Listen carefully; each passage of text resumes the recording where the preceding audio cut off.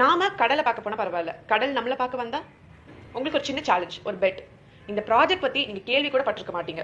உங்களுக்கு தெரிஞ்சவங்க கிட்ட கேளுங்க, நண்பர்கள் கிட்ட கேட்டு பாருங்க, கண்டிப்பா தெரிஞ்சிருக்க மாட்டாங்க. காட்டுப்பள்ளி போர்ட் எக்ஸ்டென்ஷன் ப்ராஜெக்ட் பத்தி உங்களுக்கு ஏதாவது ஐடியா இருக்கா? சேவ் எண்ணூர் கிரீக் கேம்பெயின் ஒரு கேம்பெயின், அங்க ஒரு கூட்டம் கத்திட்டு இருக்கு. அதை பத்தி உங்களுக்கு ஏதாவது தெரியுமா? தெரியலனா தெரிஞ்சுக்கோங்க.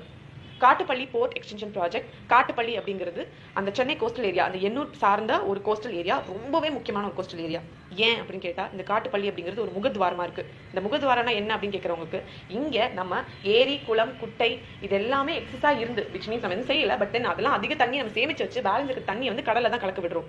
அந்த கடல் நல்ல தண்ணியும் உப்பு தண்ணியும் சேரும் இடம் அப்படிங்கிறது தான் இந்த முகத்வாரம். இது ஏன் முக்கியம் அப்படின்னா, இந்த எஸ்டரி ஏன் முக்கியம் அப்படின்னா, இந்த முகத்வாரம் இருக்கிறதுனால தான் கடல் தண்ணி நிலத்துக்கடியில புகுந்து உப்பு தண்ணியா மாறாம இருக்கு, விச் மீன்ஸ் ஃபில்டரா இருக்கு. ரெண்டாவது விஷயம், இங்க வந்து சதுப்பு நில காடுகளும் அலையாத்தி மரங்களும் இருக்கு. இது கோடிக்கணக்கான உயிர்களுக்கு ஹப் மாதிரி இருக்கு, ஒரு வீடு மாதிரி இருக்கு. ஸோ இங்க மீன், எறா, சொரா, நண்டு, வண்டு எல்லாமே இருக்கு. அது இல்லாம இங்க என்ன இருக்கு அப்படின்னு பாத்தீங்கன்னா, மணல் குன்றுகள் இருக்கு. இது இந்த சதுப்பு நில காடுகளும் மணல் குன்றுகளும் கடலோட ஆக்கிரமிச்ச சீற்றத்துல இருந்து மனுஷங்களையும் மனுஷங்களோட ஆக்டிவிட்டில இருந்து கடலையும் காப்பாற்றக்கூடிய ஒரு முக்கியமான நேச்சுரலா உருவான ஒரு அரண். இந்த அரணை தான் தரமட்டமாக்கிட்டு நம்ம ஒரு போர்ட் கட்ட போறோம். இதுல என்ன ப்ராப்ளம் அப்படின்னு கேட்டா, இந்த அரண் இல்ல அப்படின்னா இனிமே கடல் கிட்ட இருந்து நம்ம கிட்ட இருந்து கடலையும் காப்பாற்றவே முடியாது. ரெண்டாவது விஷயம், இதுல ஆக்கிரமிக்க இடம் வந்து துபாய் மிஞ்சிற அளவுக்கு கடலை நம்ம ஆக்கிரமிக்க போறோம். 2000 ஏக்கர் கடலை ஆக்கிரமிக்க போறோம். 2000 ஏக்கர் கோஸ்டல் ஏரியா, அதாவது ரொம்ப என்விரான்மெண்டலி சென்சிட்டிவ் ஏரியாவை நம்ம ஆக்கிரமிக்க போறோம். அது இல்லாம சுத்தி அந்த டிரான்ஸ்போர்டேஷன் மற்ற வசதிகளுக்காக இன்னொரு 2000 ஏக்கர். ஸோ 6000 ஏக்கர் நம்ம இயற்கையா ஆக்கிரமிக்க போறோம். மனிதர்கள் இயற்கையில ஒரு பகுதின்ற போய் இயற்கையை நம்ம ஆளணும்னு நினைச்சு ஒரு படி மேல போய் ஆக்கிரமிக்க ஆரம்பிச்சிட்டோம்.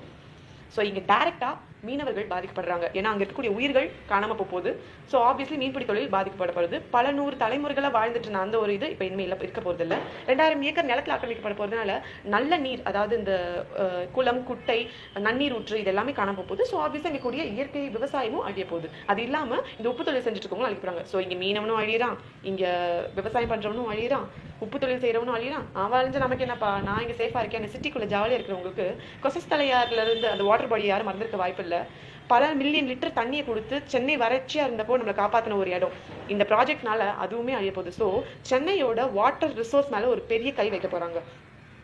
இங்க அவங்களோட வாழ்வாதாரம் மட்டும் இல்ல, நம்மளோட பாதுகாப்பும் நம்மளுடைய வாட்டர் ரிசோர்ஸும் காணாம போகுது.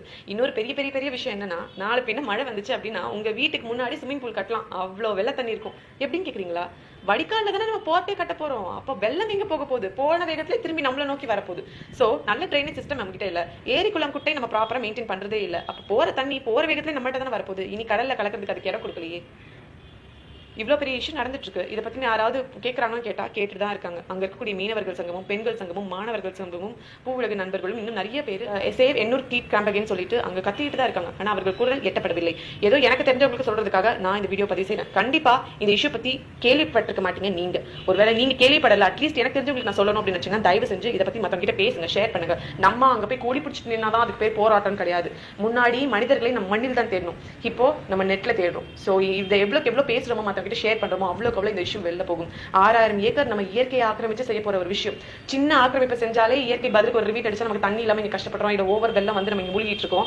இப்ப கடல் கூடயே நம்ம டேட்டா மோத போறோம். சோ விளைவு எந்த மாதிரி இருக்கும் அப்படின்றது நீங்க டிஸ்கஸ் பண்றது மூலமா தெரிஞ்சுக்கோங்க. நான் சொன்னேன்னு வச்சுக்கோங்களேன், என்ன நக்ஸ்லைட்டுங்க எதுக்கு வம்பு, இப்படி பிரச்சனை இருக்குன்னு நான் காட்ட வேண்டியது என்னோட கடமை. Because everybody should take up that responsibility. I have done that properly, I guess.